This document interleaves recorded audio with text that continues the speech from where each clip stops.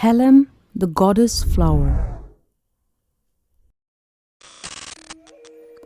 Long ago, a Konyak had a beautiful garden.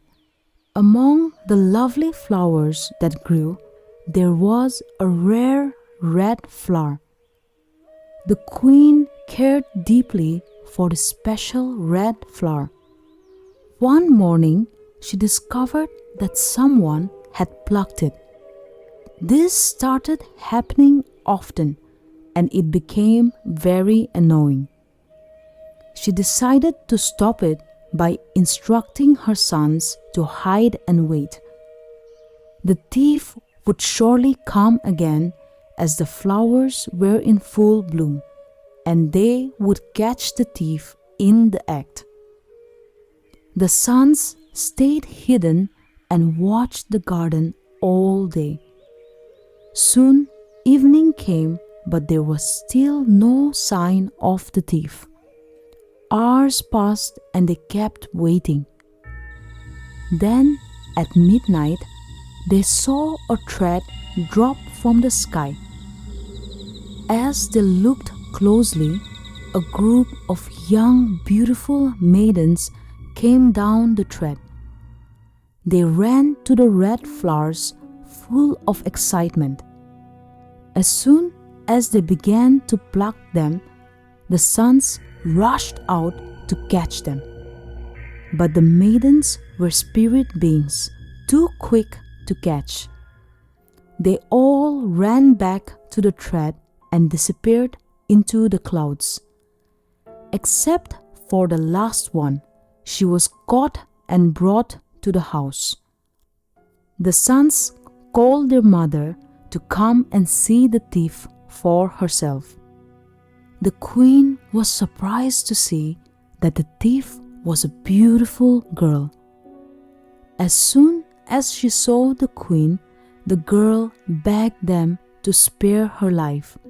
She confessed that she was a goddess from heaven, and the red flowers were so irresistible that she and her sisters had been sneaking down to pluck them. The queen agreed to spare her life if she would marry one of her sons. The goddess agreed, and soon she was married to one of the princes. The goddess and the prince lived a happy life and had many children. But one day, while she was visiting her family in the sky, tragedy struck. When she returned to earth, she found her husband had died.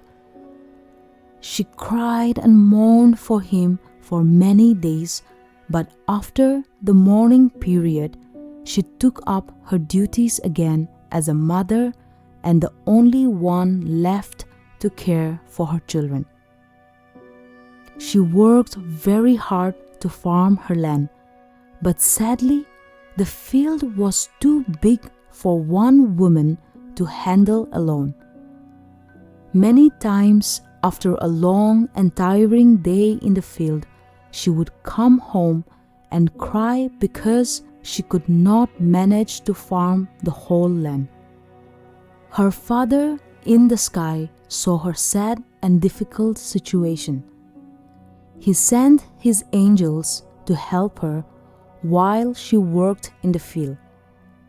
Her neighbors often heard many voices coming from there, but when they went to check, they only saw her working alone. This puzzled them. Her crops grew better than her neighbors, and her harvest was plentiful. They wondered how she would carry all the grain back to her granary, but somehow the harvest was mysteriously transported there on its own.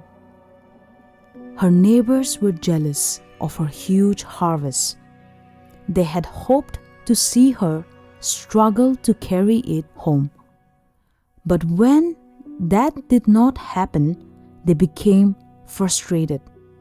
they started looking for faults and began spying on her.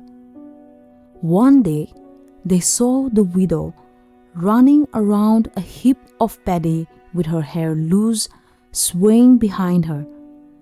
As she circled the heap, the paddy slowly disappeared and was transported to her granary. After seeing this strange sight, the villagers now had something to use against her. They rushed back to the village, shouting that the widow was an evil witch. They claimed that she had evil powers and could bring harm to the villagers. They stirred up the people to demand her banishment.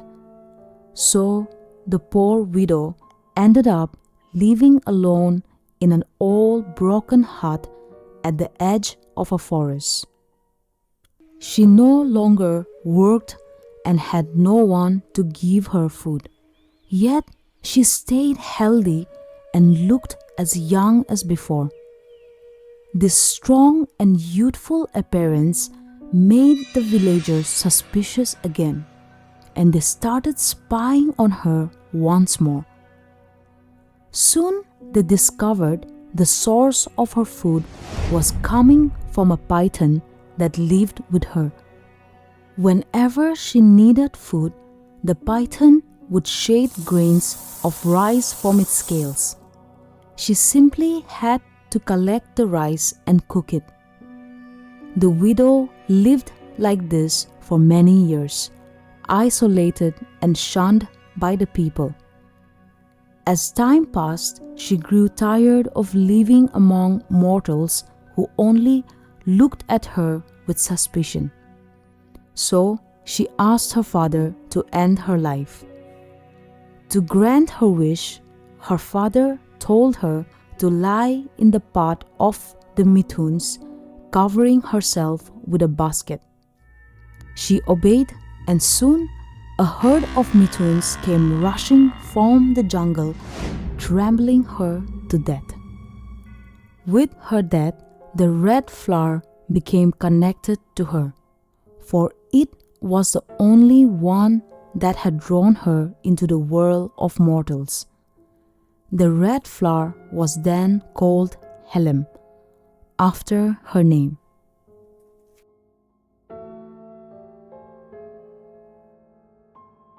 Thank you for watching. Subscribe to discover more enchanting tales and rich traditions from the comfort of your home.